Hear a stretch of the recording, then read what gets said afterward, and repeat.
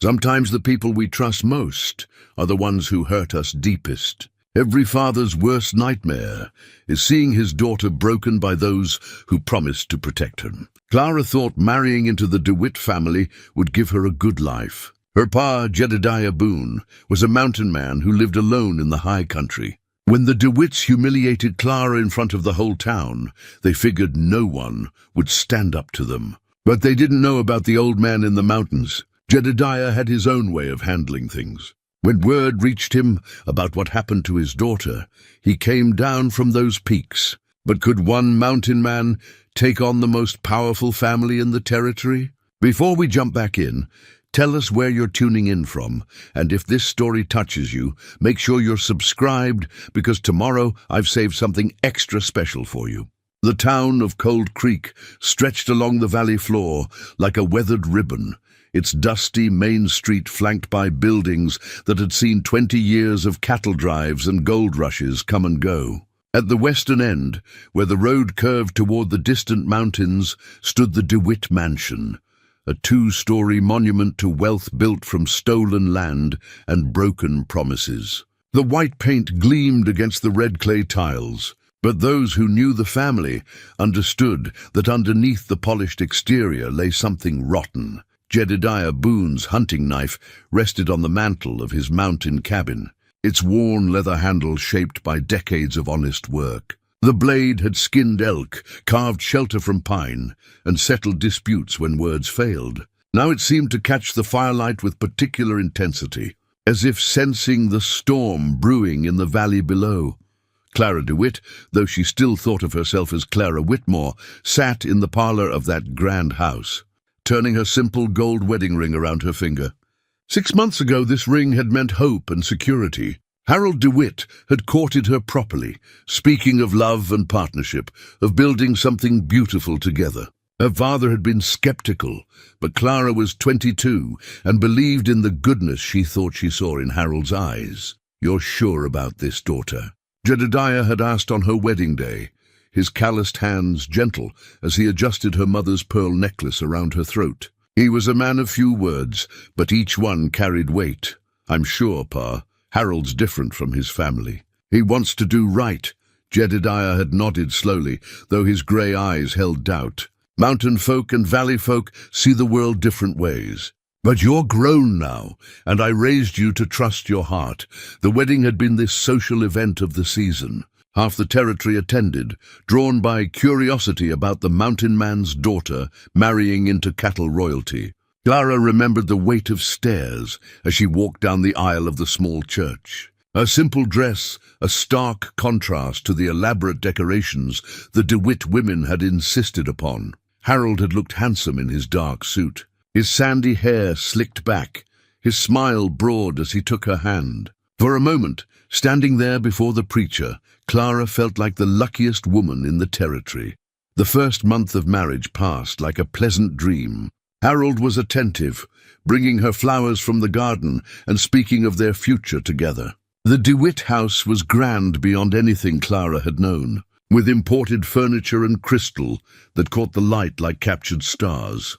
Mrs. Elizabeth DeWitt, Harold's mother, maintained a cool politeness that Clara mistook for reserved acceptance, but even in those early days, there were signs. Harold would disappear for hours without explanation, returning with whiskey on his breath and shadows in his eyes. When Clara asked about his work with the cattle operation, he would deflect with jokes or sudden affection. The elder DeWitt, Cornelius, watched Clara with calculating eyes, as if measuring her worth against some unknown standard. "She's adequate," Clara overheard him tell his wife one evening. "Mountain stock, but clean blood. She'll breed well enough, and the girl's land rights could prove useful." The words stung, but Clara told herself she was imagining the coldness in his tone. Harold loved her. Surely that was enough to build a life upon. It was in the 2nd month that Harold's true nature began to emerge. The poker game started innocently enough, friendly gatherings with other young men from prominent families. But the stakes grew higher, and Harold's luck ran consistently poor. Clara first noticed when bills began arriving that Harold would quickly hide away. "Just business matters," he assured her when she expressed concern. Nothing for you to worry your pretty head about. Clara's spine stiffened at his tone. Her father had never spoken to her as if she were a child or a decoration. Jedediah had taught her to read and write, to track and hunt, to think for herself. But when she tried to discuss their finances, Harold's face would darken. "I'm the man in this house," he snapped one evening when she persisted. "My family has been running cattle and managing money since before your pa came down from whatever rock he crawled out from under." The words hit like a physical blow. Clara had grown up proud of her father's reputation, honest, capable, a man who kept his word and protected those who couldn't protect themselves. To hear Harold speak of Jedediah with such contempt revealed something ugly beneath her husband's polished exterior. The third month brought Martha Sullivan into Clara's life. Martha ran the Dusty Boot Saloon, one of the few businesses in Cold Creek not beholden to DeWitt money. She was a woman of 45 with steel-gray hair and knowing eyes who had seen enough of life to recognize trouble when it walked through her doors. "You've got the look of someone drowning in shallow water," Martha observed one afternoon when Clara stopped by the general store.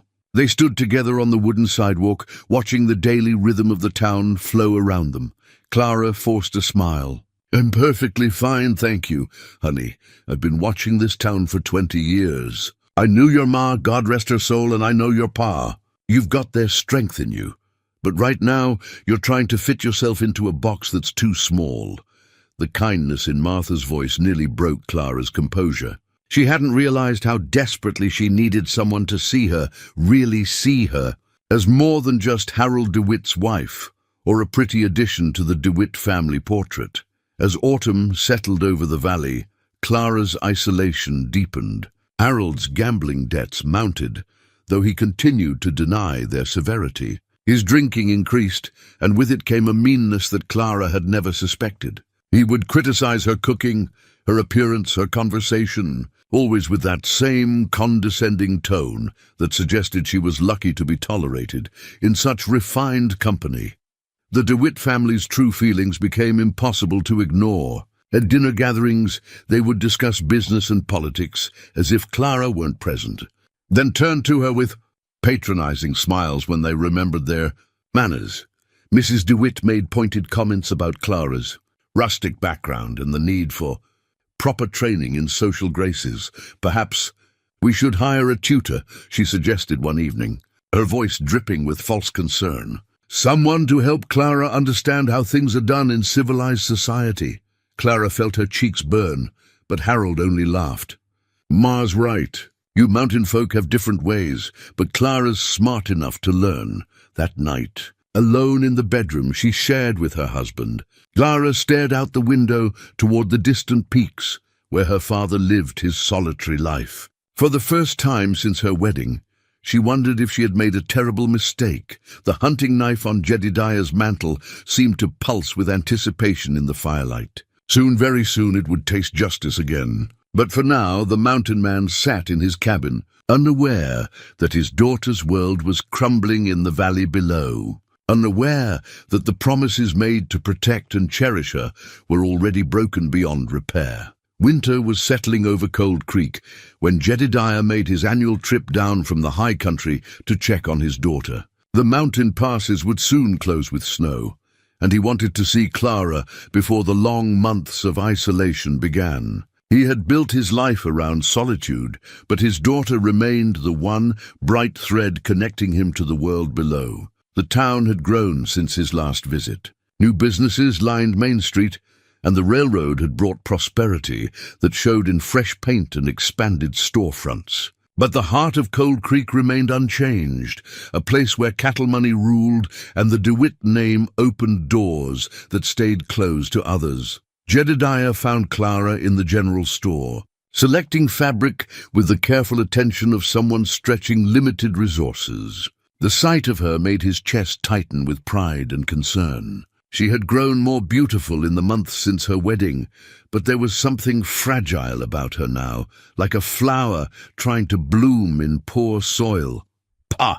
Clara's face lit up with genuine joy for the first time in weeks. She rushed into his arms, and for a moment she was his little girl again, safe in the circle of his protection. "You look well, daughter," he said, though his experienced eyes caught details that worried him. She was thinner, and there were shadows under her eyes that spoke of sleepless nights. "I am well." "Very well. Harold takes good care of me." The words came too quickly, too bright, and Jedediah filed that information away with the instincts of a man who had learned to read danger in the smallest signs. They walked together through the town, Clara showing him the improvements and changes with forced enthusiasm. When they passed the saloon, Martha Sullivan emerged and nodded respectfully to Jedediah. "Mr. Boone, good to see you in town again." "Martha," Jedediah touched his hat brim. "Store treating you well?" "Well enough. Your daughter's been a bright spot in our community. Always has a kind word for folks." Something passed between Martha and Clara, a look that held meaning Jedediah couldn't quite decipher. But he filed that away too, along with the way Clara's smile faltered when they approached the DeWitt house.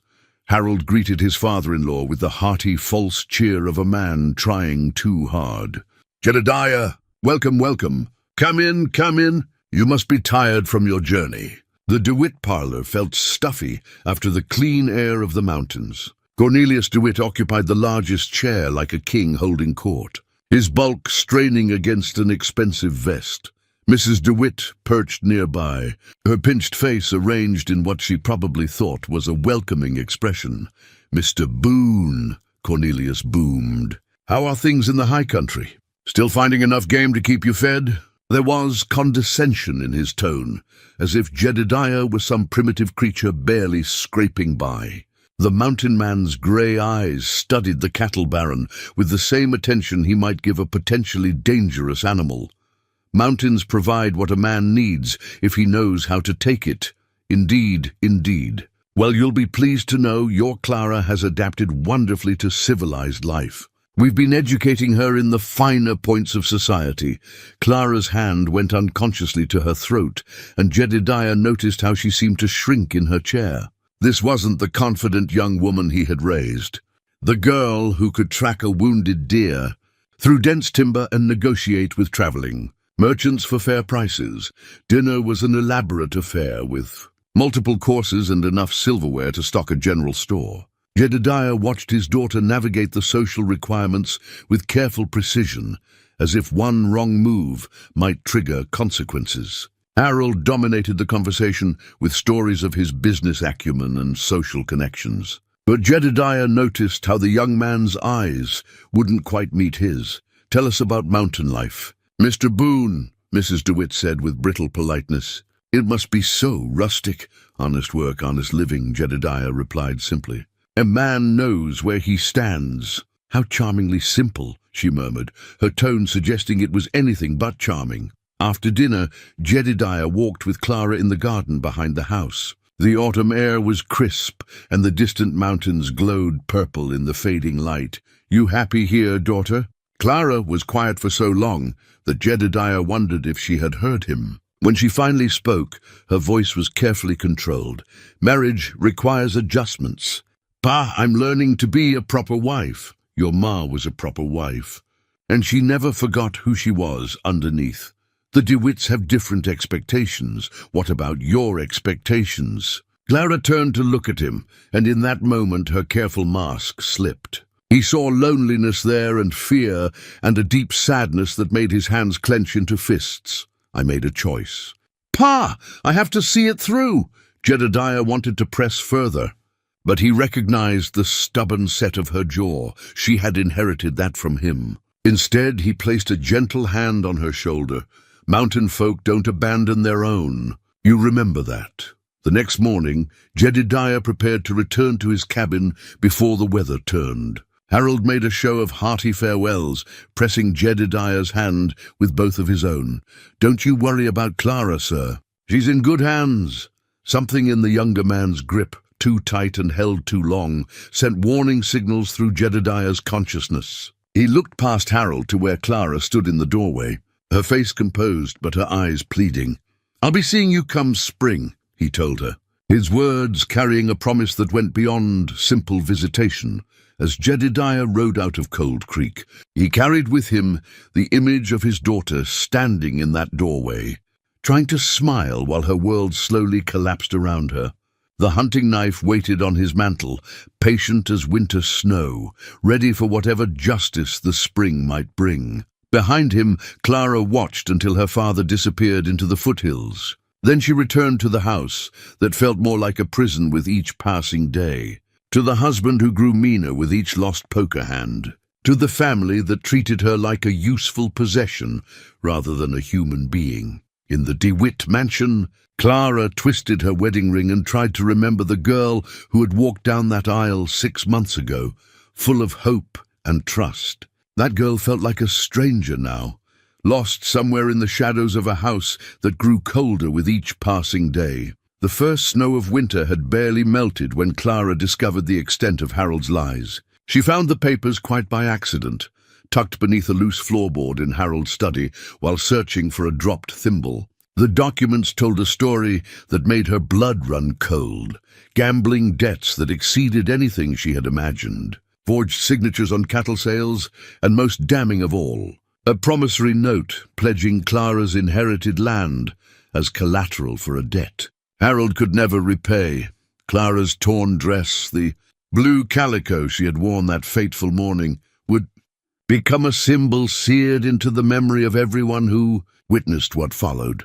But in that moment, sitting on the study floor with the evidence of her husband's betrayal spread before her, Clara felt something crack inside her chest. Not break, crack, like ice under pressure, ready to shatter completely. Harold. Her voice was steady when he returned home that evening, whiskey heavy on his breath and guilt written across his flushed features. "We need to talk." He looked at the papers arranged neatly on his desk, and his face went pale beneath the alcohol flush. "Clara, Can you explain why you forged my signature? Can you explain why you've pledged land that isn't yours to pledge?" "Now see here," Harold's voice took on the aggressive tone he used when cornered. "I'm your husband. What's yours is mine by law. The land was my mother's. It passes through her line, not yours. Your mother's dead, Clara. Has been for years. Time you stopped acting like some mountain wildcat and started behaving like a proper wife." The casual cruelty of his words, dismissing her mother's memory, reducing Clara to something that needed taming, ignited a fury that Clara had been suppressing for months. She stood slowly, drawing herself to her full height. "My mother may be dead, but she raised me to know right from wrong. Something your family apparently never taught you." Harold's hand moved faster than thought, striking Clara across the face with enough force to send her staggering against the wall. The shock of it, not just the physical pain but the shattering of her last illusions about the man she had married, left her momentarily speechless. "Don't you dare speak about my family," Harold snarled. "We've given you everything, a home, a name, a place in society. And this is how you repay us, by questioning my decisions like some common shrew." Clara touched her cheek, feeling the heat of the bruise already forming. In that moment, she made a choice that would change everything. Instead of cowering, instead of apologizing, she met Harold's eyes with steady determination. "I want those papers back. All of them. And I want the debt settled without using my land." Harold laughed, but there was no humor in it. You want? I'll tell you what you'll get, wife.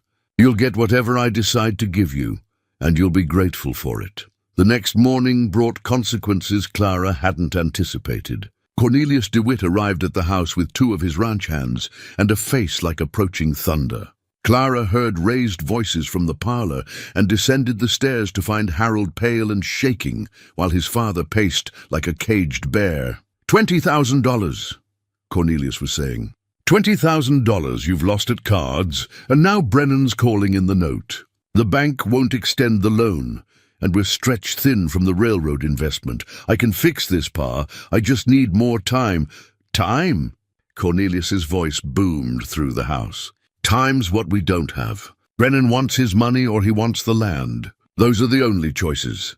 Clara stepped into the room, her chin raised despite the purple bruise on her cheek. That land isn't Harold's to give. The temperature in the room seemed to drop 10 degrees. Cornelius turned his attention to Clara, and she saw something in his eyes that made her skin crawl, a calculation cold as winter morning. Well, well. The mountain girl has opinions about family business. It's not family business when it involves my inheritance. Mrs. DeWitt appeared in the doorway, drawn by the commotion. When she saw Clara's bruised face, her lips curved in what might have been satisfaction. "Perhaps," she said quietly. "It's time Clara learned her proper place in this household." What happened next would be talked about in Cold Creek for years to come. Cornelius nodded to his ranch hands, and they moved to flank Clara. Harold, showing the only courage he had displayed in months, stepped protectively in front of his wife. "Pa, no. We can handle this another way, can we?" Cornelius's voice was deadly quiet. "Because from where I stand, your wife seems to think she has some say in how this family conducts its affairs. Maybe the town needs to understand exactly what happens to people who forget their place." Clara understood then, with crystalline clarity, what they intended. The bruise on her face wasn't enough. They meant to break her publicly, to strip away not just her dignity but her very identity, to make her an example of what happened to those who dared challenge DeWitt authority. "You can't," she whispered. "Can't." Mrs. DeWitt's voice was silk over steel. "My dear, we own this town. We can do whatever we please." They dragged her to the town square, just as the morning market was getting underway. Harold followed, his face ashen, but he made no move to stop what was happening. Clara struggled, but the ranch hands were strong and practiced at handling unwilling creatures. A crowd gathered quickly. News of the commotion spread like wildfire through the small community. Clara saw familiar faces in the growing circle of spectators. Mrs. Henderson from the general store, young Tom Miller who worked at the livery, Martha Sullivan pushing through the crowd with alarm written across her features. "Citizens of Cold Creek," Cornelius announced, his voice carrying easily across the square. "You see before you an example of what happens when mountain blood forgets its proper place. This woman," he gestured dismissively at Clara, "has dared to question the business decisions of her betters. She needs to be reminded of the gratitude she owes to the family that lifted her from poverty." "This is wrong," Martha called out, but her voice was lost in the murmur of the crowd. What followed was worse than physical violence. They didn't beat Clara. That would have been crude. Instead, they stripped away her dignity piece by piece. They made her apologize publicly for her ingratitude. They forced her to her knees in the dirt of the town square, while Cornelius recounted her crimes against the family that had so generously taken her in. "Let this be a lesson," he declared, as Clara knelt there, her dress torn, her spirit seemingly broken. "The DeWitt family has provided order and prosperity to this town for 20 years. We will not tolerate challenges to that order from anyone, regardless of their station." The crowd dispersed slowly, some faces showing shame, others satisfaction. Clara remained on her knees in the dirt until only Martha was left, kneeling beside her with tears streaming down her weathered cheeks. "Child," Martha whispered, helping Clara to her feet. "Child, this isn't the end. You're stronger than they know." But Clara felt empty, hollowed out like a tree struck by lightning. The girl her father had raised, proud, independent, unafraid, seemed to have died in that square, leaving behind only a shell wearing Clara's face. Harold wouldn't meet her eyes when she returned to the house. Mrs. DeWitt smiled with cold satisfaction, and Cornelius watched Clara with the pleased expression of a man who had successfully broken a spirited horse. They thought they had won. They thought the mountain girl had been properly tamed.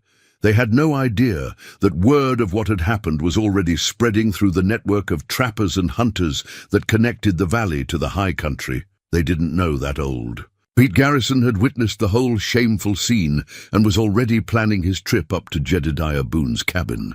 The torn blue dress lay in a heap on Clara's bedroom floor, but the woman who had worn it was not destroyed. Cracked, yes. Bent, certainly, but not broken.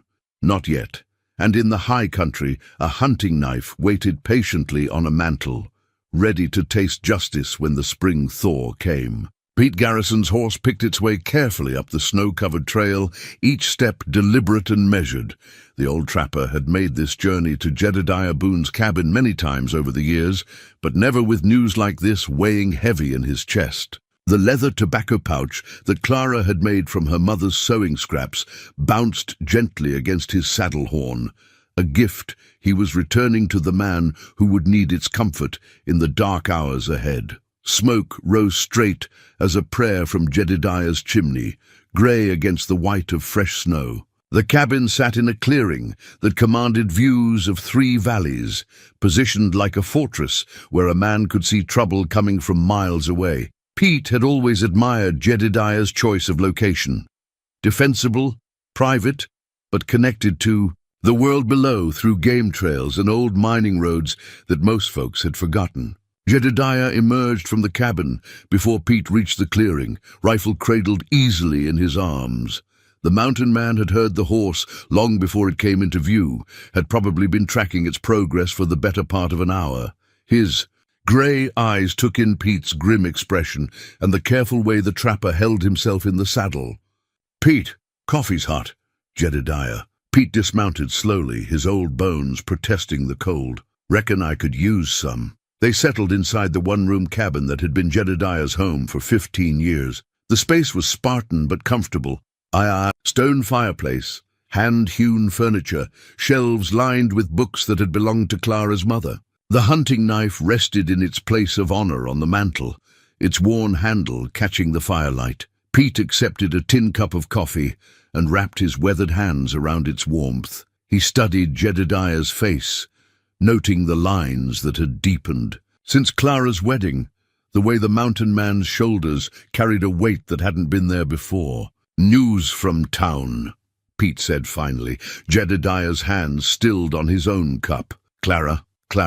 Pete reached into his coat and withdrew the leather tobacco pouch, setting it gently on the rough wooden table between them. "She made this for you, didn't she, back when she was maybe 10 years old?" Jedediah's fingers traced the careful stitching, remembering his daughter's determined concentration as she worked to surprise him. The leather was soft deerskin that his wife Sarah had prepared, and Clara had sewn it with strips of sinew, decorating it with small beads in a pattern Sarah had taught her. "What happened, Pete?" The old trapper took a long sip of coffee, gathering his words. Then he told Jedediah everything.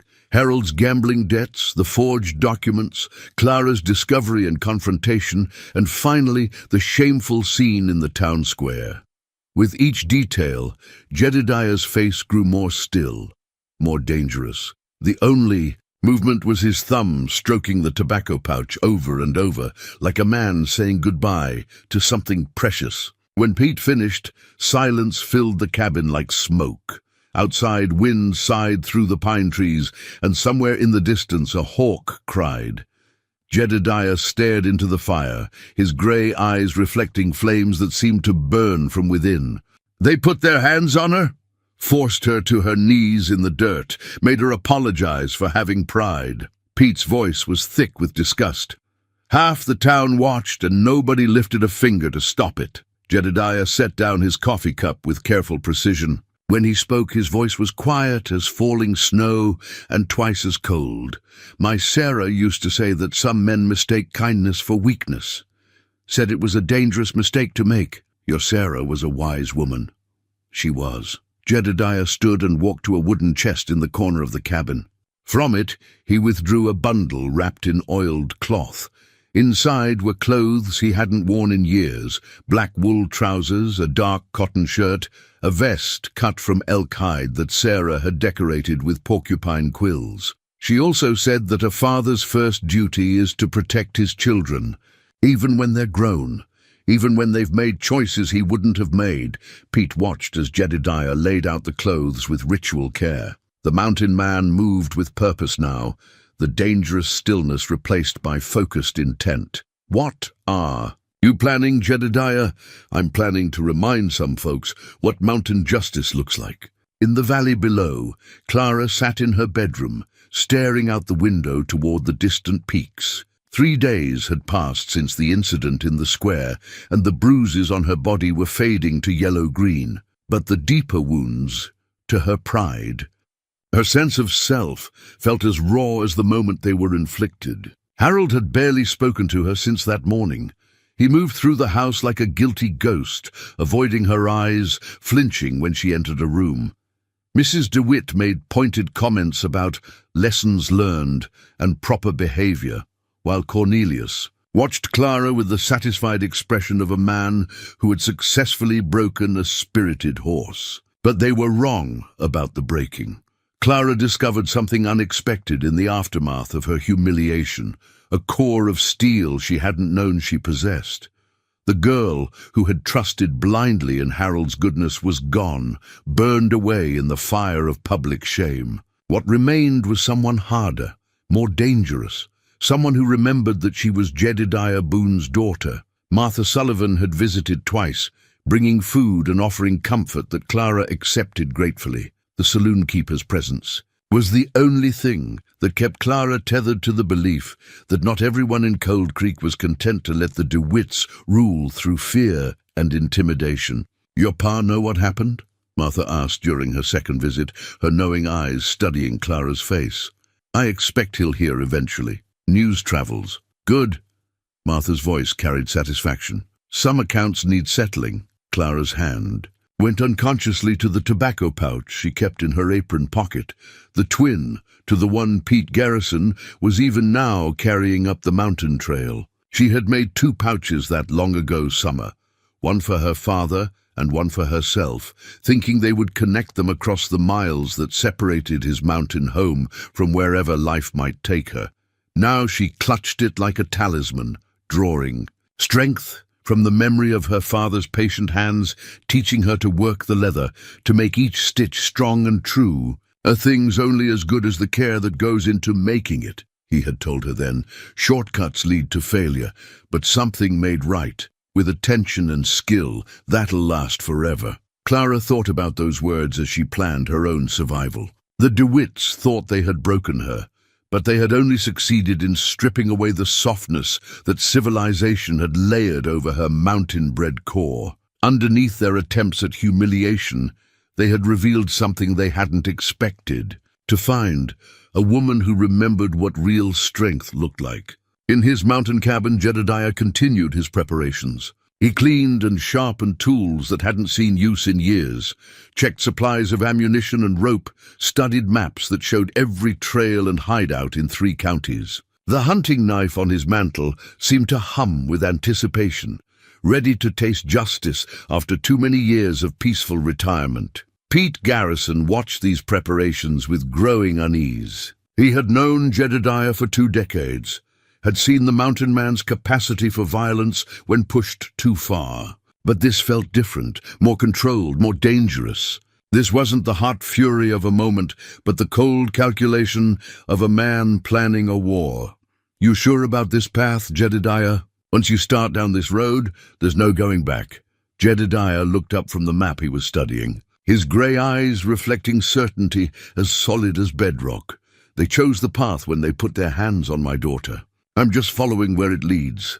Outside, snow began to fall again, soft and quiet, covering the mountain in pristine white. But spring was coming, and with it would come a reckoning that Cold Creek would never forget. The DeWitt family portrait dominated the parlor wall like a monument to arrogance. Painted 5 years earlier by an artist brought in from Denver, it showed Cornelius DeWitt seated in a throne-like chair, his bulk draped in an expensive suit that couldn't quite hide his crude origins. His wife Elizabeth stood beside him, one pale hand resting possessively on his shoulder, her pinched features arranged in what the artist had generously interpreted as dignity. Harold stood to the right, young and handsome in his painted perfection, untouched by the weakness and cruelty that would later define him. The portrait represented everything the DeWitts believed themselves to be: powerful, untouchable, destined to rule over lesser mortals. Clara had grown to hate that painting more than anything else in the house. It watched her with painted eyes that seemed to mock her suffering, reminding her daily of the family she had foolishly believed would accept her as one of their own. But as she stared at it now, Clara began to see something different in those arrogant faces. She saw the fear that drove their cruelty, the deep insecurity that made them cling so desperately to their perceived superiority. The DeWitts weren't strong, they were brittle, held together by money and intimidation, vulnerable to anyone who refused to be intimidated. The revelation came to Clara as she dusted the portrait's ornate frame, a task Mrs. DeWitt had assigned to remind her of her proper place as little more than a servant. But instead of feeling diminished, Clara felt a spark of the defiance that had driven her to confront Harold about his lies. "You're looking thoughtful." Clara turned to find Harold in the doorway, a glass of whiskey already in his hand, though it was barely past noon. His face showed the ravages of guilt and alcohol, hollow cheeks, bloodshot eyes, a tremor in his hands that he tried to hide by gripping the glass tighter. "Just doing my assigned duties," Clara replied evenly. Harold winced at her tone. "Clara, about what happened. What happened was that I discovered my husband is a liar and a thief. What happened was that your family decided to punish me for having the audacity to expect honesty from the man I married. I never wanted it to go that far. You have to believe that." Clara studied his face, searching for any trace of the man she had thought she loved. She found only weakness and self-pity, a boy playing at being a man and failing miserably at both. "What I believe," she said carefully, "is that you've shown me exactly who you are. The question now is what I intend to do about it." Fear flickered in Harold's eyes. "What do you mean?" "I mean that I'm Jedediah Boone's daughter, and I was raised to stand up for myself. Your family may have temporarily knocked me down, but they haven't broken me." Harold drained his whiskey in one gulp, his hands shaking visibly now. "Clara, please. You don't understand the pressure I'm under. The debts, the expectations. I understand that you forged my signature and pledged land that isn't yours to pledge. I understand that when I confronted you about it, you struck me. And I understand that you stood by and watched while your family humiliated me in front of the entire town. I tried to stop them." "No, Harold, you didn't. You let them do it because it was easier than standing up to your father." The truth of her words hung between them like a blade. Harold's face crumpled, and for a moment Clara almost felt sorry for him. Almost. "I never meant for any of this to happen," he whispered. "But it did happen. And now we both have to live with the consequences." Meanwhile, 3 days into his journey down from the high country, Jedediah Boone moved through the forest like a ghost. He had left his cabin at dawn, following trails that most men didn't even know existed. The mountain had taught him patience and stealth over 15 years of solitary living, and now those skills served him as he descended toward the valley that held his daughter's pain. He traveled light, his rifle, his knife, ammunition, and provisions for a week. But the most important things he carried were memories. Clara as a child, fearless and laughing as he taught her to track deer through dense undergrowth. Clara at 16, defending a wounded bird against boys who wanted to torture it for sport. Clara on her wedding day, radiant with hope and trust that the world would treat her kindly.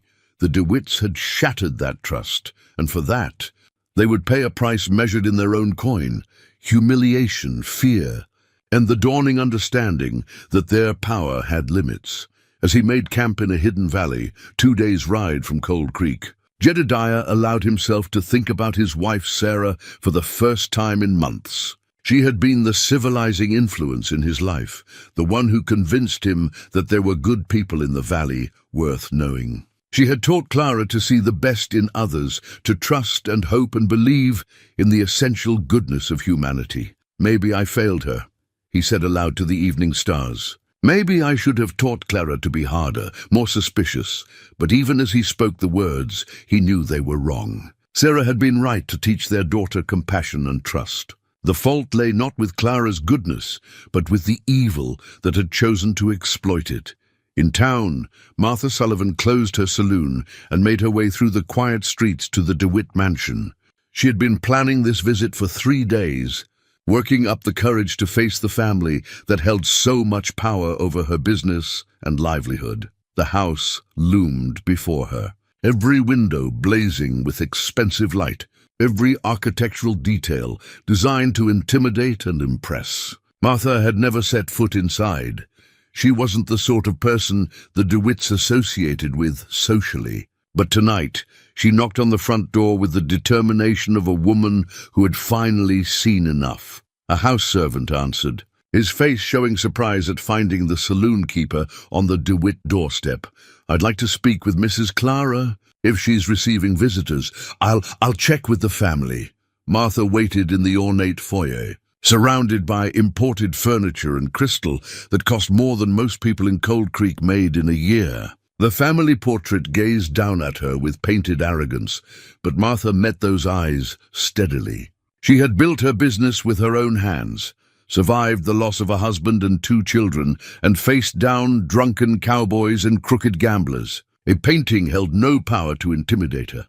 Clara appeared at the top of the stairs, her face showing surprise and something that might have been hope. She descended slowly, gracefully, but Martha's experienced eyes caught the careful way she moved, the slight stiffness that suggested healing bruises. "Martha, this is unexpected, Mrs. Clara."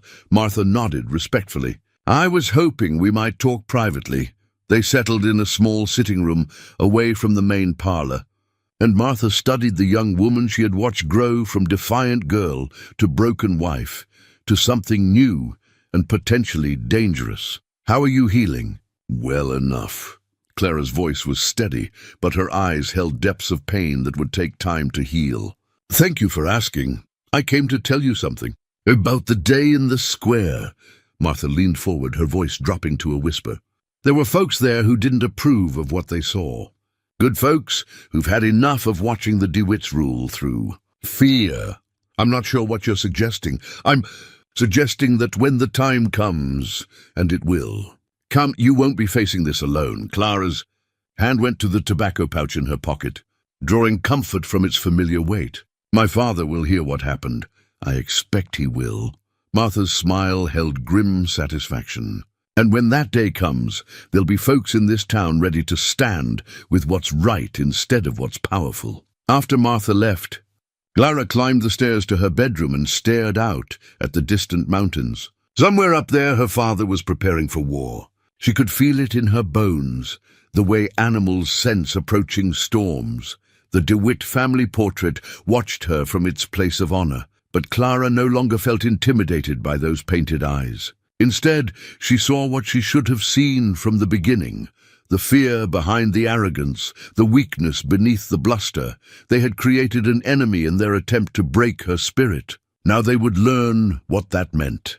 Spring was coming to the valley, and with it would come a reckoning that would shake the very foundations of the world the DeWitts had built on other people's suffering. The old mining claims lay forgotten in a battered leather satchel beneath Jedediah's cabin floor, documents that most people assumed had been lost to time and weather decades ago. But Jedediah Boone was a methodical man who understood the value of paper trails and legal precedents. As he prepared for his descent into the valley, he studied those yellowed documents by lamplight, his weathered finger tracing boundaries and ownership records that told a story the DeWitts preferred to keep buried.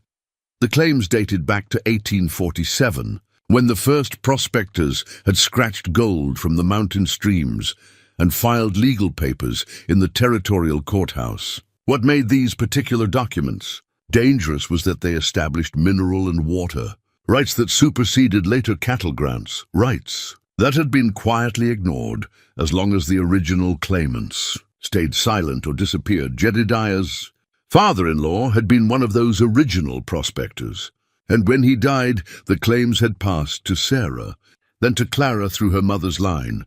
The DeWitts had built their empire on land that, legally speaking, belonged to a mountain girl they had just publicly humiliated.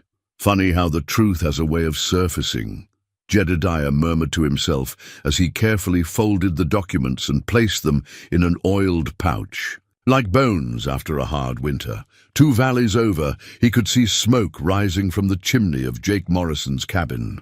Jake was a former army scout who had settled in the mountains after losing his taste for civilization. He had served under Jedediah during their younger days, when both men wore different names and fought different wars. If Jedediah was planning what Jake suspected he was planning, the old scout would want to know about it.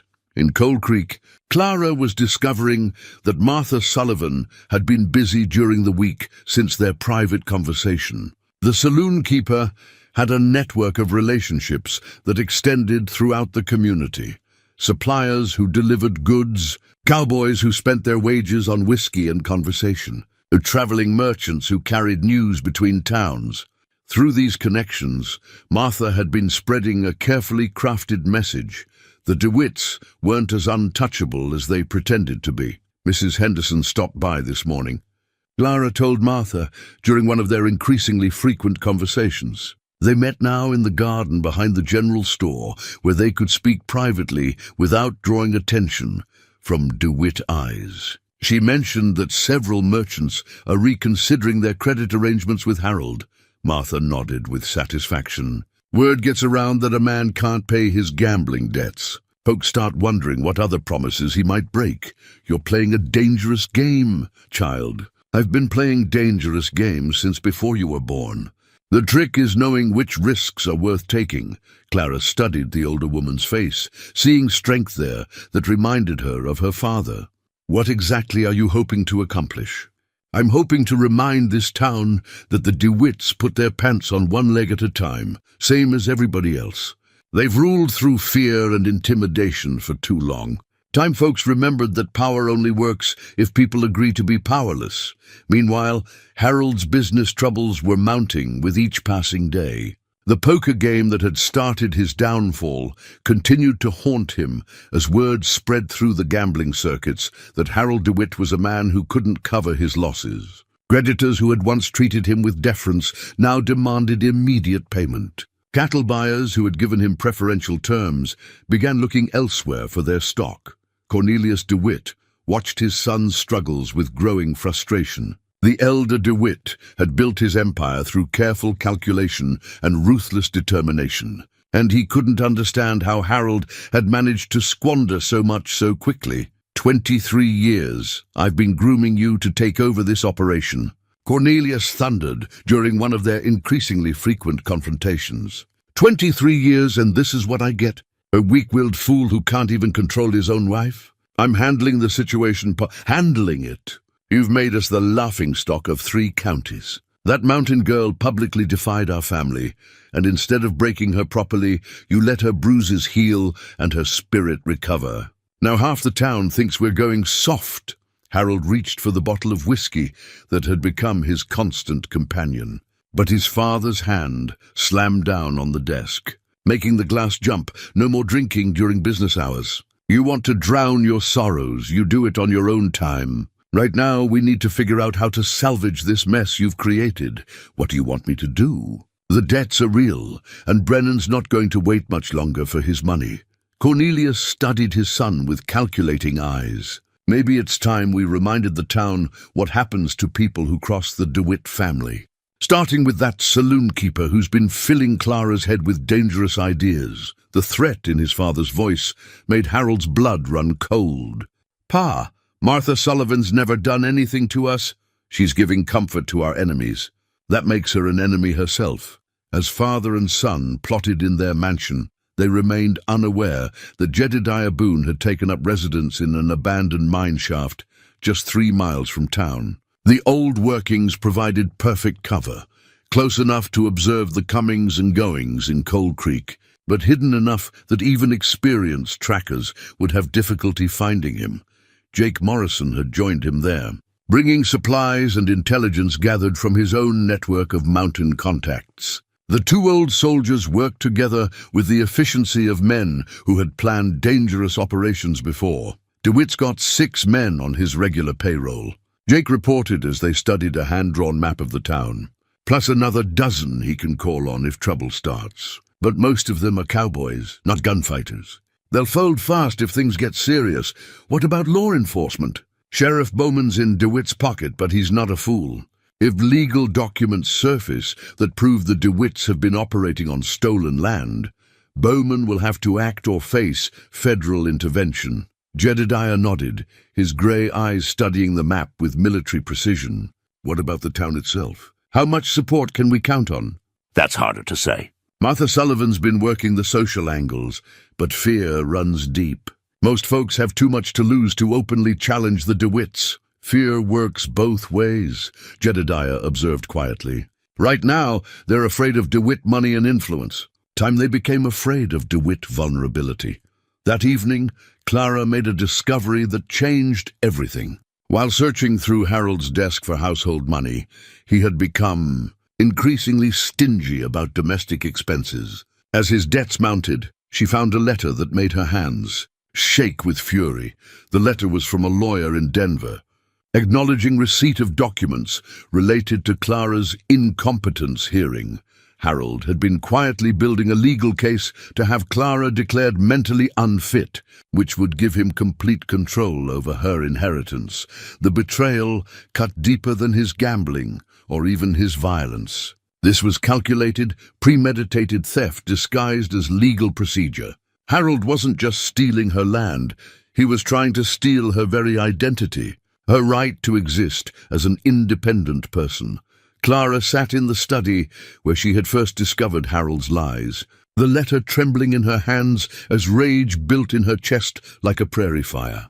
She thought about the girl who had walked down the church aisle 6 months ago, full of trust and hope. That girl would have been destroyed by this revelation, but the woman sitting in Harold's chair, surrounded by evidence of his treachery, was made of sterner stuff. She was Jedediah Boone's daughter, raised in mountains where survival depended on seeing threats clearly and acting decisively. She folded the letter carefully and placed it in her apron pocket next to her father's tobacco pouch. Then she walked to the window and stared up at the distant peaks where she knew her father was even now preparing for war. "I'm ready, Pa," she whispered to the mountain air. "Come and get me." In his hidden mineshaft, Jedediah felt a sudden certainty that the time for waiting was nearly over. He cleaned his rifle one more time, checked his ammunition, and studied the legal documents that would either free his daughter or get them both killed in the attempt. Either way, the reckoning was coming to Cold Creek. Clara's mother's Bible lay open on her lap, its worn pages soft as silk from years of handling. The pressed flowers between the pages, mountain laurel and Indian paintbrush from the high meadows of her childhood, released their faint fragrance as Clara turned each page. She had been reading the same passage over and over, drawing strength from words her mother had underlined in fading ink. "The Lord is my shepherd, I shall not want."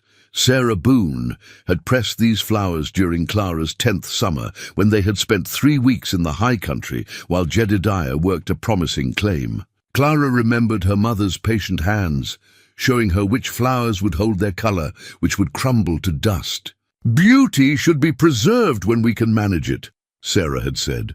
"Life has a way of taking lovely things from us if we're not careful to save them." Now, sitting in the window of her prison marriage, Clara understood what her mother had really been teaching her. Some things were worth fighting to preserve: dignity, truth, the right to determine one's own fate. The DeWitts thought they could crush these things as easily as stepping on wildflowers, but they had never encountered anything as resilient as mountain-bred determination.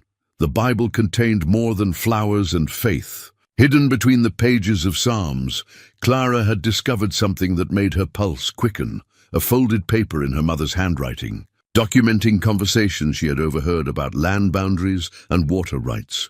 Sarah had been more observant than anyone realized, and she had left her daughter a trail of breadcrumbs that led directly to the truth about DeWitt corruption. "They think we're simple mountain folk," Sarah had written in her careful script. But simple doesn't mean stupid, and it certainly doesn't mean defenseless. Harold's violence had escalated in the weeks since Clara's discovery of the incompetence papers. What had begun as occasional slaps had progressed to systematic abuse designed to break her spirit completely. He would strike her where the bruises wouldn't show, then apologize with tears and promises that Clara no longer believed. "You're making me do this," he sobbed, after one particularly vicious beating. "If you would just be the wife I need you to be, none of this would happen." Clara said nothing, conserving her strength for what was coming. Each blow only strengthened her resolve. Each false apology only deepened her contempt for the weak man she had married. Harold was destroying himself with guilt and whiskey, and Clara watched his decline with the cold calculation of a hunter waiting for the perfect shot. The town of Cold Creek was beginning to fracture along lines that had been invisible just weeks before. Martha Sullivan's quiet campaign was bearing fruit as longtime residents began to question the DeWitt family's stranglehold on their community. Conversations that once would have been unthinkable were happening in whispered corners of shops and saloons. Heard tell that some of them land grants might not be as solid as the DeWitts claim. Old Pete mentioned to anyone who would listen. Heard tell there's documents somewhere that could upset a lot of apple carts. Sheriff Bowman found himself in an increasingly uncomfortable position. He owed his job to Cornelius DeWitt, but he also understood that federal authorities took a dim view of territorial officials who ignored legitimate legal challenges. If documents surfaced that proved fraud, Bowman would have to choose between his patron and his own survival. "Cornelius," he said during one of their private meetings, "there's talk going around town. People asking questions about old mining claims and such. Maybe it's time to review some of the paperwork, make sure everything's in order." Cornelius fixed the sheriff with a stare that had intimidated stronger men. "Everything is in order, Sheriff, and I'd hate to think that you're starting to doubt the word of the family that put you in office." But for the first time in their long relationship, Bowman didn't immediately back down. "I'm not doubting anything, Cornelius. I'm just saying that prevention is better than cure. If there are loose ends, better to tie them up before they become problems." The conversation left both men uneasy. Cornelius, because he was beginning to realize that his network of allies might not be as solid as he had assumed, and Bowman, because he was starting to understand that his association with the DeWitts might become a liability rather than an asset. In his hidden mine shaft, Jedediah had been joined by two more of his mountain allies. Tom Bridger was a former cavalry sergeant who had served with distinction before a Sioux arrow ended his military career. He walked with a pronounced limp, but his hands were steady and his mind was sharp. The other man was called simply Prophet, though his real name was David McKinnon. He was a half-Cherokee tracker who could follow a trail over bare rock and disappear into landscape like smoke. "Town's getting nervous," Prophet reported after one of his scouting missions. "DeWitt's men are jumpy, checking their back trails, posting guards where they never posted them before. They know something's coming," Tom observed. "Question is whether they know what." Jedediah studied the documents spread before him, the mining claims, the land grants, Sarah's hidden notes about overheard conversations. They know their empire was built on shaky foundations. They just don't know how shaky until someone starts digging. "What about Clara?" Jake asked. "How much longer can she hold out?" Jedediah's jaw tightened. "She's stronger than they know. But strength has limits, and I won't test hers any longer than necessary." That night, Clara discovered the extent of Harold's latest betrayal. Unable to sleep due to the pain from her newest bruises, she had gone to the kitchen for water when she overheard Harold talking to his father in the study. "The lawyer says the incompetence hearing can be scheduled for next month," Harold was saying. "Once Clara's declared unfit, I'll have complete control over her inheritance. And you're certain she doesn't suspect?" "She's too broken to suspect anything." "The beatings have done their work." Clara pressed herself against the wall, her hand clutching her mother's Bible so tightly that her knuckles went white. The casual way they discussed destroying her life, the satisfied tone in Cornelius's voice as he contemplated her broken condition, it crystallized something in Clara's mind that had been building for weeks. They thought they had won. They thought the mountain girl had been properly tamed, reduced to a cowering victim who would accept whatever fate they imposed upon her. They had no idea that each blow, each humiliation, each casual cruelty had been forging something harder and more dangerous in the fire of her rage. Clara returned to her room and opened her mother's Bible to the pressed flowers. She selected a single bloom, mountain laurel, her mother's favorite, and placed it carefully in an envelope along with a brief note written in her mother's script. The time has come. The next morning, she gave the envelope to Martha Sullivan with specific instructions. Make sure this reaches Pete Garrison. Tell him it's from Sarah's daughter, and he'll know what to do. Martha's eyes widened as she read the note, understanding immediately what Clara was asking. Child, are you certain about this? Once this message is delivered, there's no going back. There was no going back the moment they put their hands on me, Clara replied. I'm ready for whatever comes next. In the high country, Jedediah felt the change in the wind that told him winter was finally loosening its grip on the mountains. Spring was coming to the valley, and with it would come a reckoning that would shake the very foundations of the world the DeWitts had built.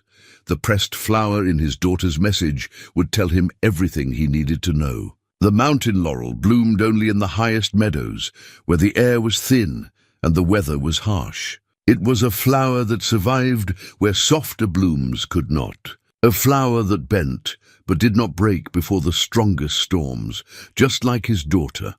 The surveyor's transit sat in the corner of Harold's study like an accusation waiting to be voiced. The brass instrument gleamed dully in the lamplight, its precision lenses and calibrated angles, a stark contrast to the chaos of Harold's life. Clara had noticed it weeks ago but thought little of it, just another expensive tool in a house full of expensive things. Now, as she studied the papers she had found hidden beneath its case, she understood that this innocent-looking device held the power to destroy everything the DeWitts had built. The surveyor's notes were meticulous, detailed, and damning. They showed property boundaries that differed significantly from the ones recorded in official DeWitt documents. More importantly, they revealed that someone had been systematically altering boundary markers over the course of 20 years, slowly expanding DeWitt holdings at the expense of their neighbors. But it was the final entry that made Clara's blood run cold. Survey confirms death site coordinates. Vehicle went off-road at marked position. No evidence of accident. Tire tracks suggest deliberate steering toward precipice. Clara read the words again, her hands trembling as understanding dawned. Her mother's death had not been an accident. Sarah Boone had been murdered, and someone had used surveying equipment to document the crime scene for their own protection. The revelation hit Clara like a physical blow. For 8 years, she had mourned her mother's tragic accident, accepting the story that Sarah had lost control of her wagon on a treacherous mountain road. Her father had never spoken of it in detail, bearing his grief with the stoic silence of a man who blamed himself for not being there to protect the woman he loved.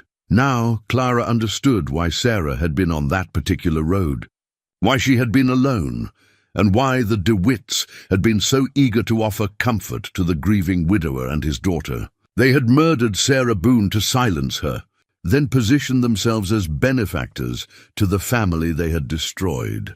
The surveyor's notes contained additional revelations that painted a picture of systematic fraud spanning decades. The DeWitts had been using professional surveys to identify valuable properties, then employing various methods: intimidation, legal manipulation, and, when necessary, murder, to acquire those properties for themselves. Clara's inheritance wasn't just valuable land. It was a threat to the entire DeWitt empire. Sarah had discovered something about their operations, something dangerous enough to warrant her death. Now her daughter possessed the same knowledge and the same deadly vulnerability. God in heaven, Clara whispered, her voice barely audible in the silent study. They killed my mother.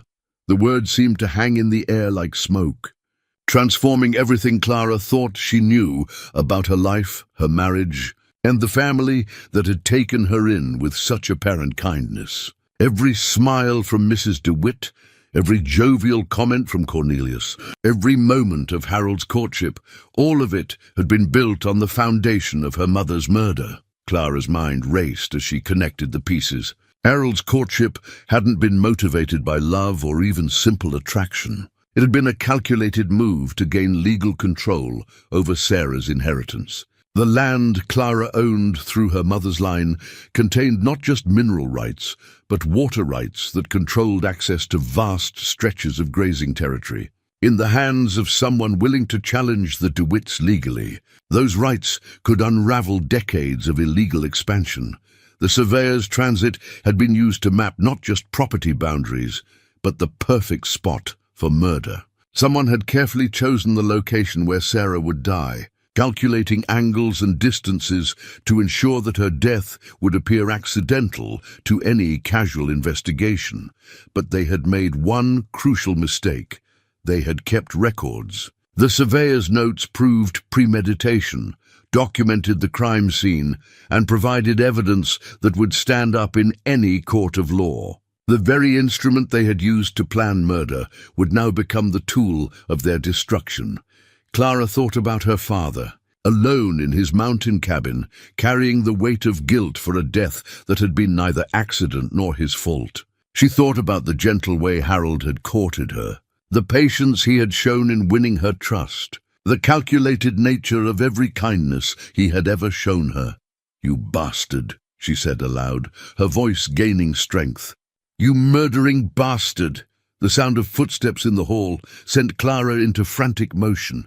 She quickly gathered the surveyor's notes and hidden them in her bodice, then repositioned the transit exactly as she had found it. By the time Harold entered the study, she was calmly dusting the shelves as if nothing had happened. "What are you doing in here?" Harold's voice carried its usual edge of irritation and suspicion. "Mrs. DeWitt asked me to clean the study," Clara replied evenly. "I was just finishing."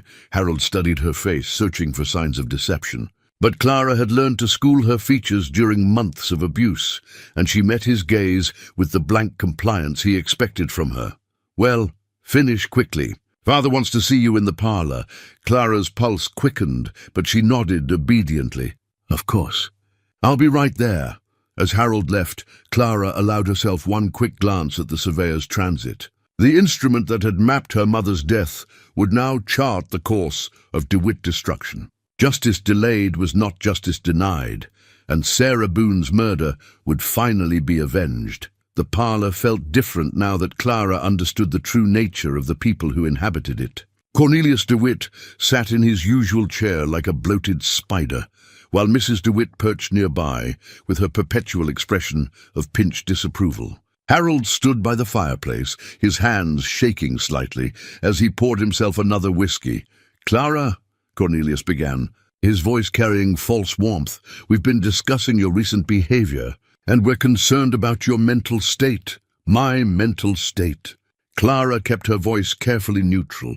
"The incident in the town square, your continued defiance of Harold's authority, your apparent inability to accept your proper role in this family, all of these suggest that you may be suffering from some form of hysteria." Mrs. DeWitt leaned forward with mock concern.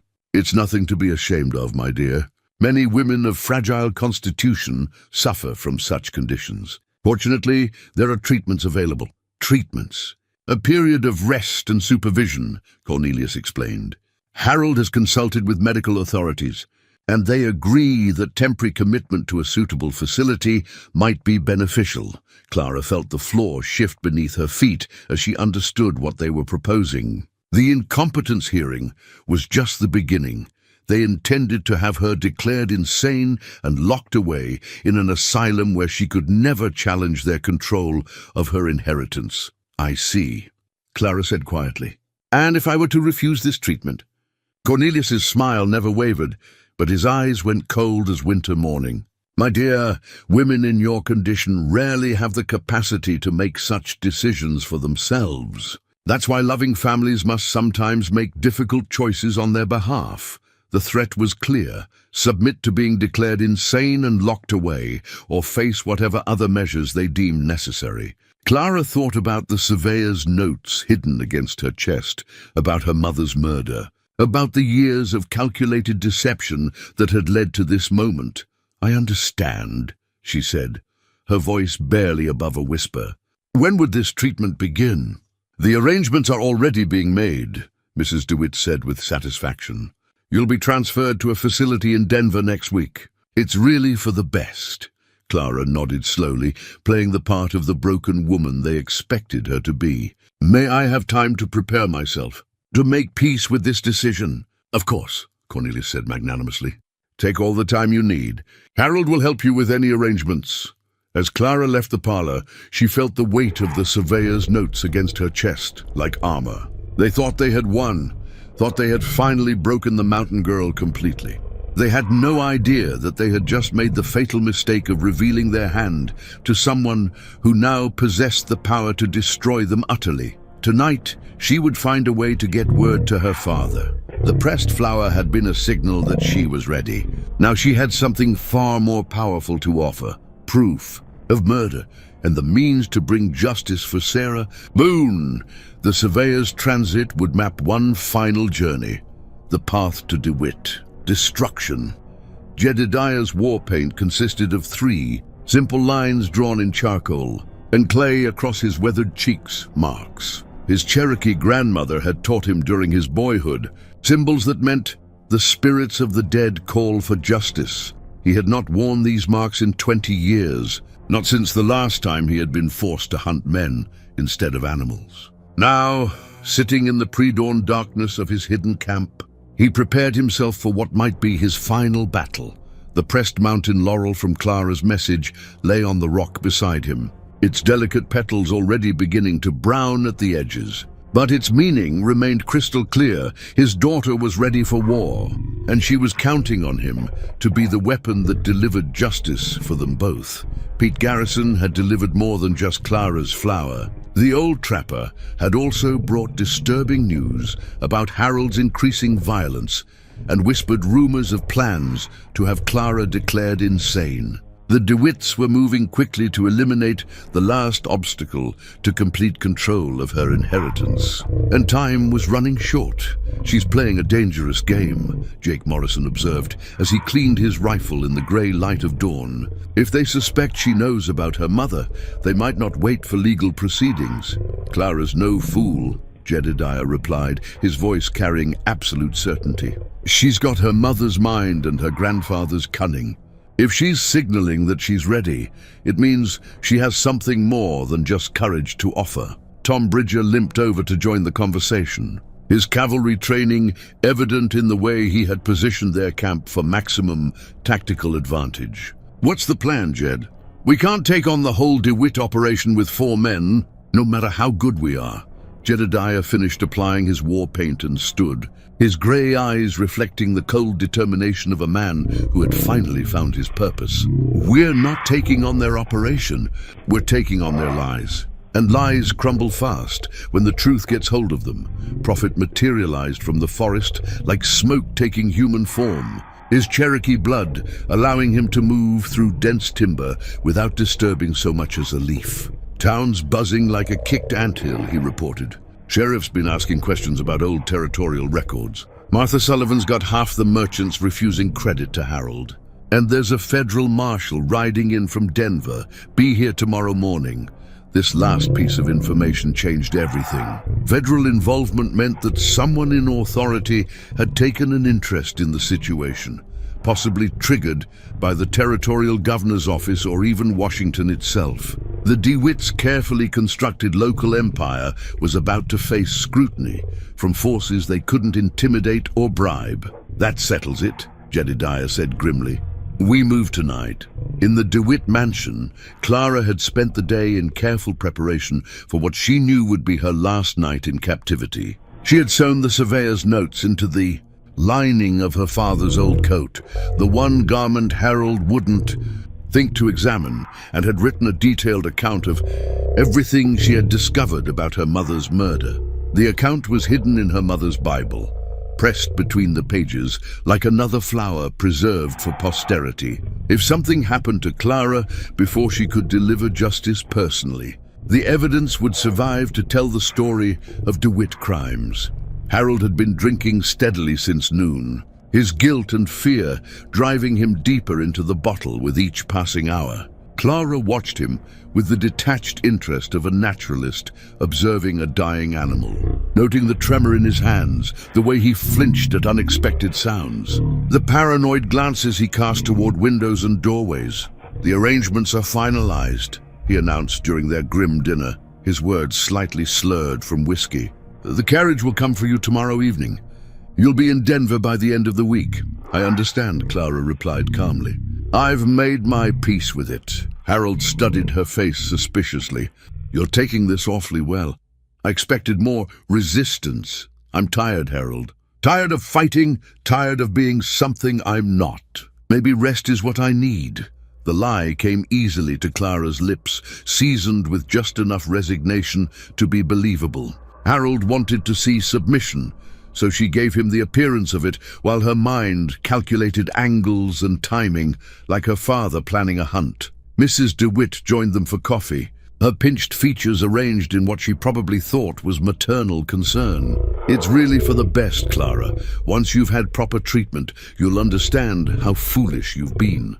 The doctors in Denver are quite experienced with cases like yours, cases like mine. Hysterical women who forget their proper place," Cornelius added as he entered the dining room.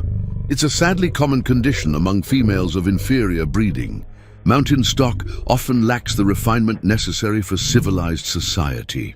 Clara bit back the response that burned in her throat. Soon, very soon, this bloated monster would learn exactly what mountain stock was capable of when properly motivated. "I'd like to spend some time in prayer tonight," Clara said quietly, "to prepare myself spiritually for what's coming." "Of course," Mrs. DeWitt said with false sympathy. "Prayer is always appropriate for troubled souls."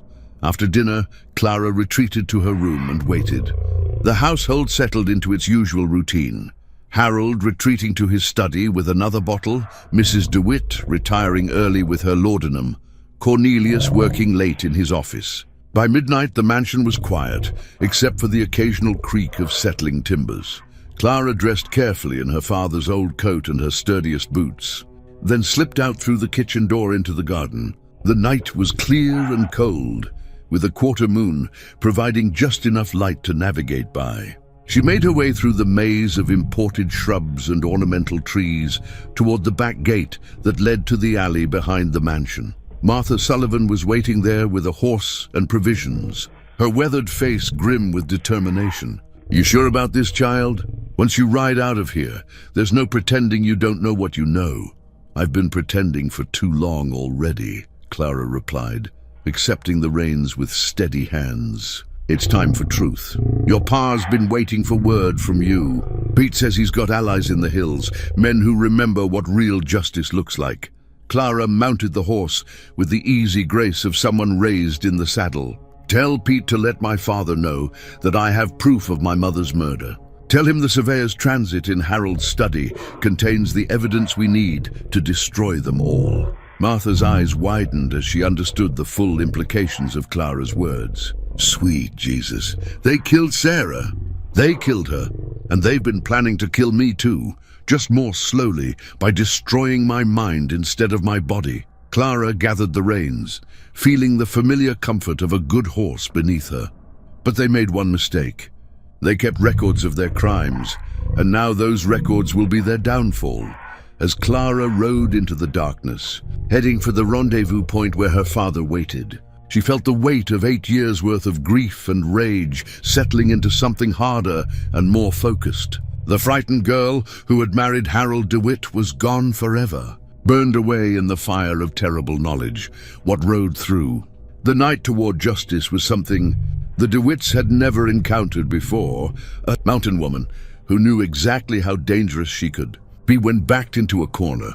In his hidden camp, Jedediah felt his daughter's approach before he saw her, the way a wolf senses the return of a pack member. When Clara emerged from the forest, her face painted with moonlight and determination, he saw Sarah's courage looking back at him through their daughter's eyes. "Pa," Clara said simply, dismounting with the controlled grace of someone who had finally found her purpose. "Daughter." Jedediah embraced her carefully, noting the new hardness in her posture, the way she held herself like a warrior preparing for battle. "You ready for this?" Clara reached into her coat and withdrew the surveyor's notes, holding them out like an offering to the spirits of justice. They killed Ma, Pa, and I can prove it. The war paint on Jedediah's face caught the firelight as his expression shifted from grief to something far more dangerous. Then it's time the DeWitts learned what mountain justice looks like. Dawn was still hours away, but the reckoning had already begun. The town bell had not rung at dawn for 20 years, not since the Indian raids that had once threatened Cold Creek's existence. When its bronze voice shattered the morning silence, every soul in the valley knew that something momentous was about to unfold. The bell's deep, resonant tone carried across the sleeping town like a summons to judgment, rousing people from their beds and drawing them inexorably toward the main street. Martha Sullivan had climbed the bell tower in the pre-dawn darkness, waiting for Jedediah's signal from the hills above town. When she saw the flash of reflected sunlight from his mirror, the old army code for commence operation, she grasped the rope and began to ring the changes that would awaken Cold Creek to its day of reckoning. Jedediah Boone rode down Main Street like an Old Testament prophet bringing divine wrath to Sodom. His war paint gleamed in the morning sun, 3 stark lines that transformed his weathered face into something primal and terrifying. Behind him rode Jake Morrison, Tom Bridger, and Prophet, their faces grim with purpose. But it was Clara who drew the most attention, riding at her father's right hand, her chin raised in defiance, her mother's coat flowing behind her like a banner of war.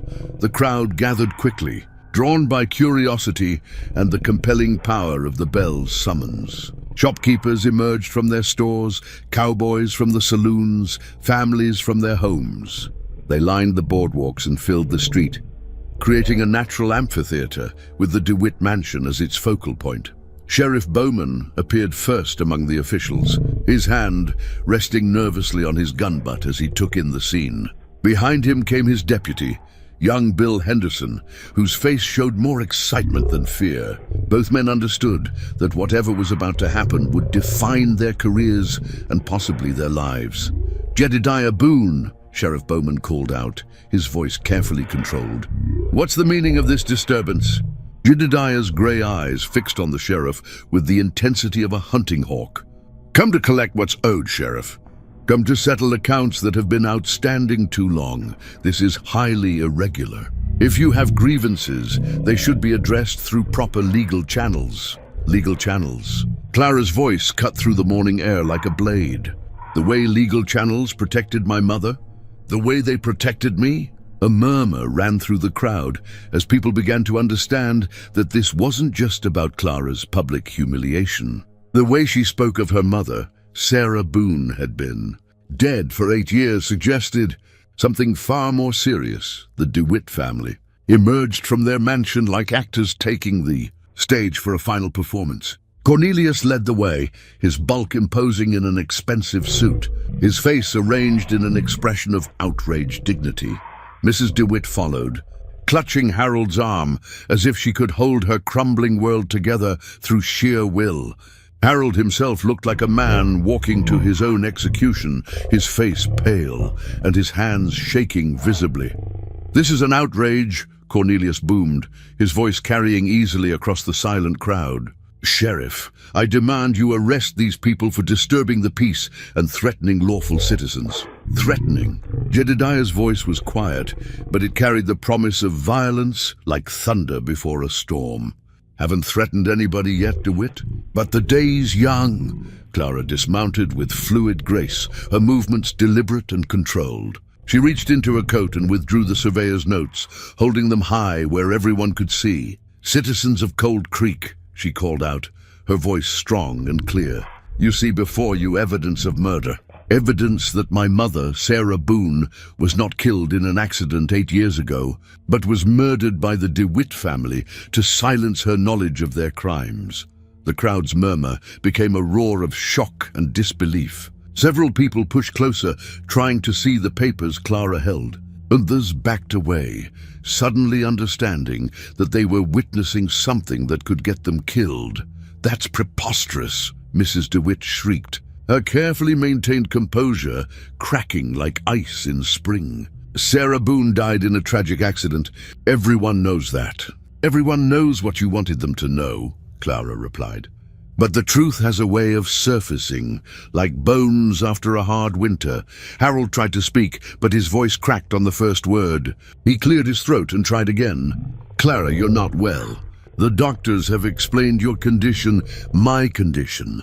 Clara's laugh was bitter as winter wind. My condition is that I discovered the truth about the man I married. The truth about the family that killed my mother and then welcomed me into their home like loving relatives. She began to read from the surveyor's notes, her voice carrying clearly across the hushed crowd. The technical language of the documents became poetry in her hands. A damning verse that painted a picture of systematic fraud, deliberate murder, and calculated deception spanning decades. Survey confirms death site coordinates, she read. Vehicle went off-road at marked position. No evidence of accident. Tire tracks suggest deliberate steering toward precipice. The silence that followed was complete, broken only by the sound of wind through the trees and the distant crying of a hawk. Every person in that crowd understood what they had just heard. Not just an accusation, but documented proof of premeditated murder. Cornelius DeWitt's face had gone from red to purple, to an alarming shade of grey. When he spoke, his voice shook with rage and something that might have been fear. These are forgeries, lies concocted by a disturbed woman seeking attention. Sheriff, I demand you arrest this woman for slander and disturbing the peace. But Sheriff Bowman was studying the papers Clara held, his experienced eye noting details that suggested authenticity. The type of paper used by territorial surveyors, the official seals, the technical precision of the language. More importantly, he was remembering questions that had nagged at him for 8 years about Sarah Boone's death. Inconsistencies he had chosen to ignore because challenging the DeWitts seemed unwise. These documents, he said slowly. Where did you find them? In my husband's study, Clara replied. Hidden beneath his surveyor's transit. The same instrument that was used to map my mother's murder. Harold made a sound that was half sob, half moan. His father turned on him with volcanic fury. Say nothing, you fool! Not one word. But Harold was past caring about his father's anger. The guilt that had been eating at him for months finally broke through his defenses like water through a crumbling dam. I never wanted her to die, he whispered, his voice barely audible. I just wanted the land rights. But she wouldn't listen, wouldn't stop asking questions about the boundary markers. Harold! Mrs. DeWitt's voice cracked like a whip. Be silent. But Harold was beyond stopping now. The words poured out of him like poison from a lanced wound, each confession making him seem smaller and more wretched. She found the altered surveys. She knew about the water rights, the mineral claims. She was going to expose everything, ruin the family. Father said we had to stop her, but I thought he meant legal action, bribery, something civilized, Harold, by God. If you say another word, Cornelius started forward, his hands reaching for his son's throat. That was when Jedediah moved. The mountain man flowed from his saddle like smoke, his hand closing around Cornelius DeWitt's wrist with crushing force. The two men stood locked together for a moment, and everyone watching understood that they were seeing the collision of two different worlds, the soft corruption of valley wealth and the hard justice of mountain honor. 8 years, Jedediah said quietly, his war paint making him look like an avenging spirit. 8 years I've blamed myself for not being there to protect her. 8 years of guilt that should have been yours. Cornelius tried to break free, but Jedediah's grip was inexorable. You're insane, Boone, just like your daughter. This whole family is touched. Maybe we are, Jedediah replied. But crazy or not, we remember what justice looks like. The crowd pressed closer, sensing that the moment of final revelation was at hand. Clara stood at the center of it all, her mother's coat billowing around her. The surveyor's notes clutched in her hand like a weapon, forged from truth itself. the bronze bell continued to ring, its voice carrying across the valley like a summons to judgment that no one, guilty or innocent, could ignore. The bear claw necklace around Jedediah's throat caught the morning sunlight like captured fire, each ancient trophy gleaming with the memory of battles fought and won in the high country. He had earned those claws during his first winter alone in the mountains, when a wounded grizzly had cornered him in a box canyon and death had seemed certain. The bear had been old and cunning, scarred from previous encounters with men, but Jedediah had been desperate and fighting for his life. When the dust settled, both man and bear were bloodied, but only the man walked away. Now, as he faced the DeWitt family in the morning light of Cold Creek's main street, Jedediah felt the same cold clarity that had guided his knife during that long-ago battle. Some fights were simply unavoidable, and the only choice was whether to face them with courage or die with cowardice. Federal Marshal James Patterson arrived at precisely the moment when violence seemed inevitable.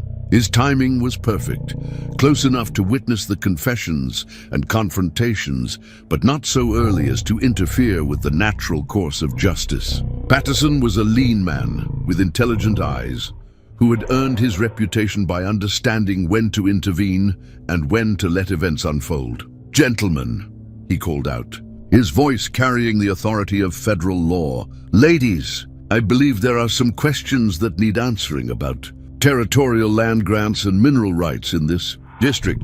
Cornelius DeWitt's face went from gray to white as he realized that his local influence meant nothing to a federal marshal. "Marshal Patterson, I wasn't expecting you until you had time to destroy evidence and silence witnesses." Patterson's voice was mild, but his eyes were sharp as winter steel. "Yes, I imagine you weren't."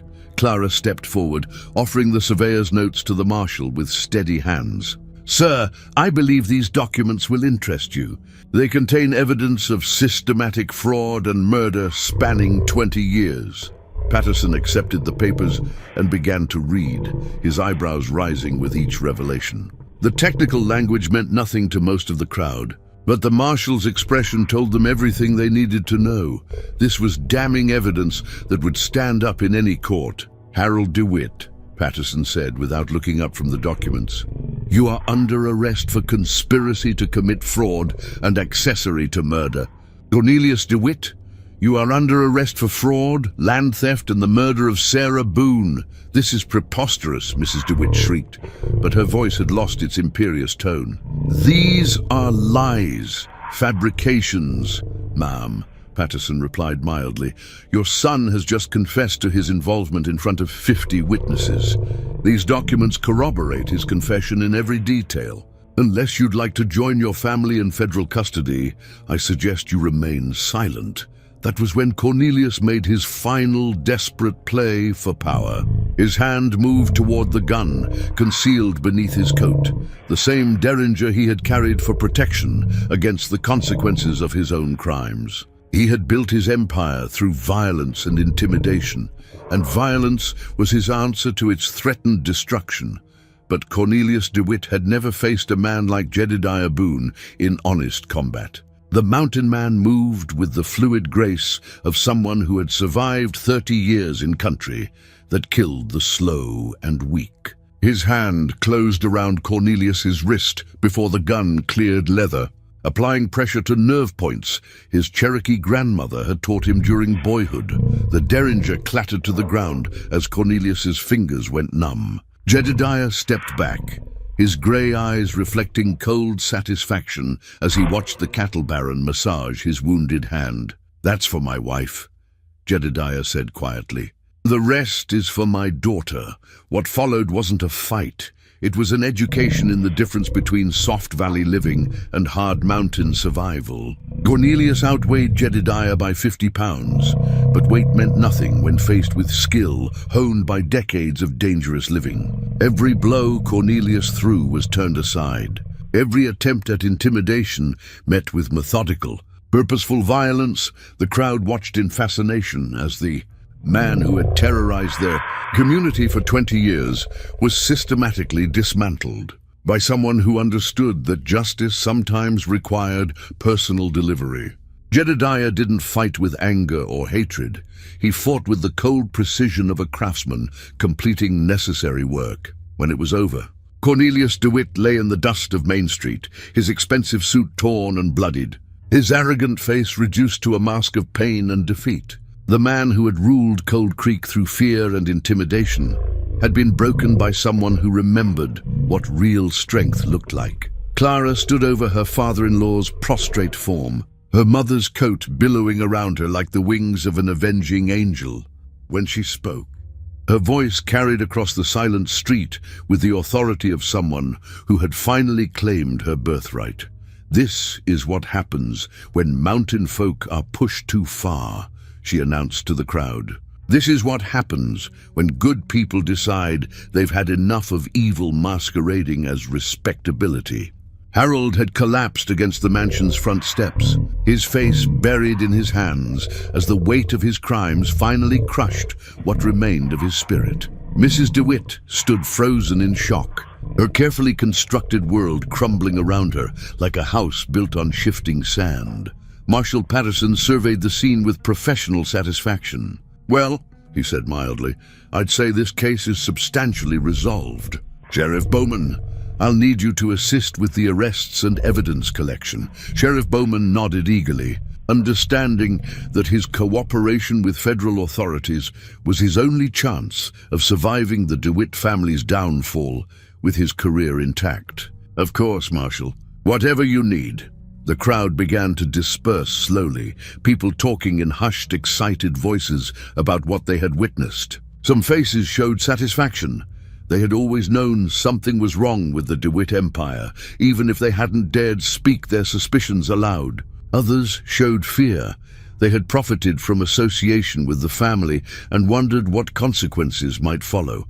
But Martha Sullivan pushed through the crowd with tears streaming down her weathered face, embracing Clara with the fierce joy of someone who had finally seen justice delivered to those who deserved it. "Your ma would be proud," she whispered in Clara's ear.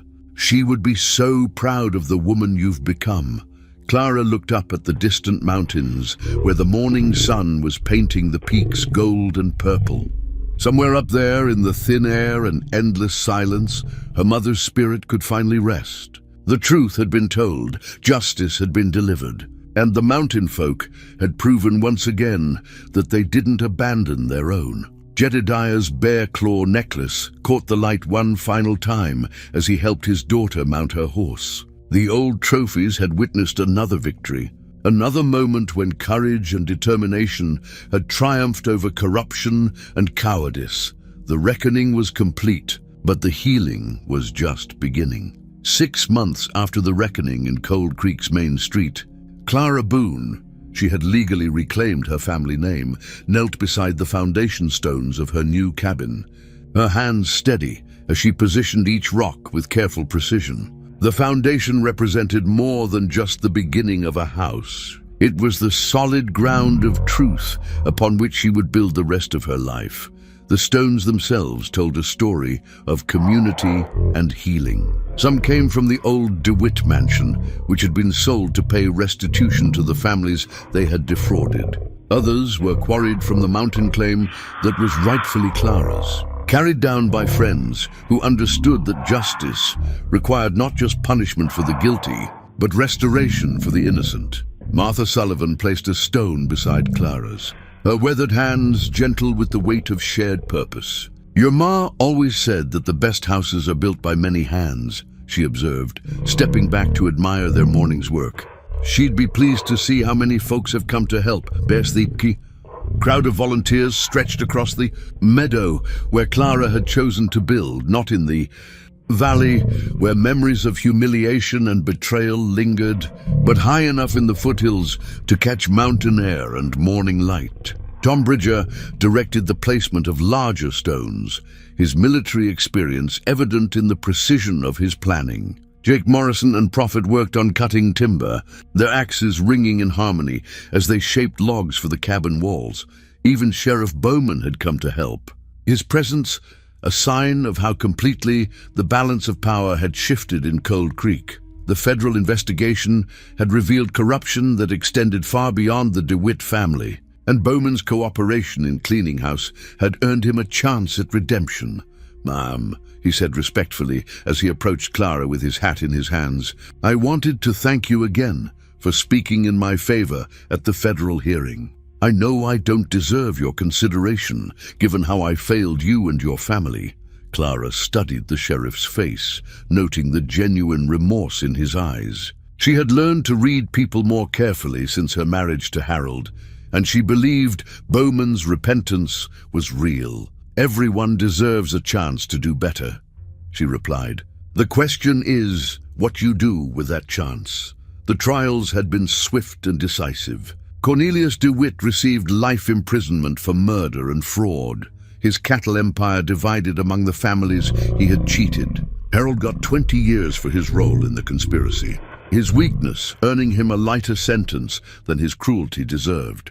Mrs. DeWitt had avoided prison, but lost everything else: her home, her social position, her carefully constructed identity as a respectable woman. Clara had testified at each trial with calm precision, her words carrying the weight of truth finally spoken. The surveyor's notes had proved decisive evidence, their technical detail convincing even skeptical jurors that Sarah Boone's death had been carefully planned murder rather than tragic accident. But the legal victories, satisfying as they were, couldn't heal the deeper wounds left by betrayal and loss. That healing had required time, patience, and the gradual rebuilding of trust in her own judgment. Jedediah approached from the direction of the timber cutting, a satisfied expression on his weathered face. The months since the confrontation had been good to him. The weight of guilt over Sarah's death had lifted when the truth came out, and he walked straighter now, no longer carrying the burden of imagined failure. "Foundation's looking solid," he observed, kneeling to examine Clara's work. "Your ma would approve of the craftsmanship. I had a good teacher," Clara replied, remembering childhood afternoons when Jedediah had patiently shown her how to select and place stones for maximum stability. She always said that shortcuts in foundation work lead to problems later. Wise woman, your mother. In more ways than building, they worked together in companionable silence, father and daughter united by shared purpose and the hard-won peace that comes after justice has been served. The rhythm of their work was meditative, each stone placed with care and consideration for those that would follow. Dr. Michael Chen arrived as the sun reached its zenith, riding up from town with supplies and news. He was the new doctor who had come to Cold Creek after the federal investigation, drawn by the opportunity to serve a community rebuilding itself on honest foundations. Clara had found herself looking forward to his visits with an anticipation that had nothing to do with medical concerns. "How's the patient today?" he asked with a smile that made Clara's pulse quicken despite herself. "Strong enough to lift rocks all morning," she replied, wiping dust from her hands. "I'd say the healing is progressing well." Michael's smile deepened as he dismounted and approached the foundation. He was a man of 35, with kind eyes and gentle hands, someone who had seen enough of the world to appreciate both strength and vulnerability in others. His courtship of Clara had been patient and respectful, understanding that she needed time to learn to trust again. "Beautiful work," he said, studying the carefully placed stones. "This cabin will stand for generations."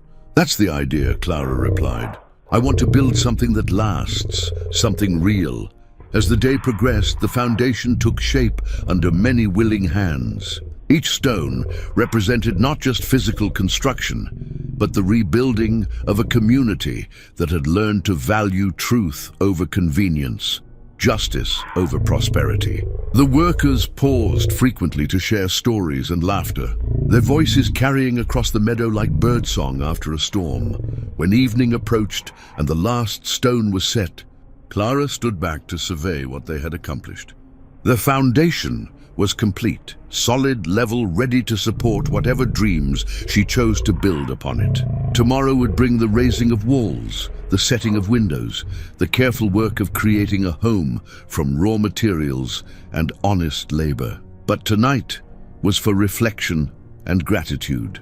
As the volunteers gathered around Martha's cooking fire to share a meal of venison stew and fresh bread, Clara felt a contentment that had nothing to do with revenge, satisfied, or justice delivered. This was deeper, the peace that comes from finally knowing who you are and where you belong. Jedediah sat beside her on a fallen log, his eyes reflecting firelight and something that might have been pride. "You thinking about staying in the valley permanently?" he asked. Clara considered the question carefully. The high country called to her, promising solitude and the kind of peace that came from living close to the elements. But the valley offered community, the chance to build something larger than herself, the opportunity to ensure that what had happened to her family never happened to others. "I think so," she said finally. "Ma always said that mountains are good for thinking, but valleys are where you put thoughts into action." "Your ma was right about most things," Jedediah agreed, "including the importance of good neighbors." He nodded toward Michael, who was helping Martha clean the cooking pots with the unself-conscious competence of a man comfortable with honest work.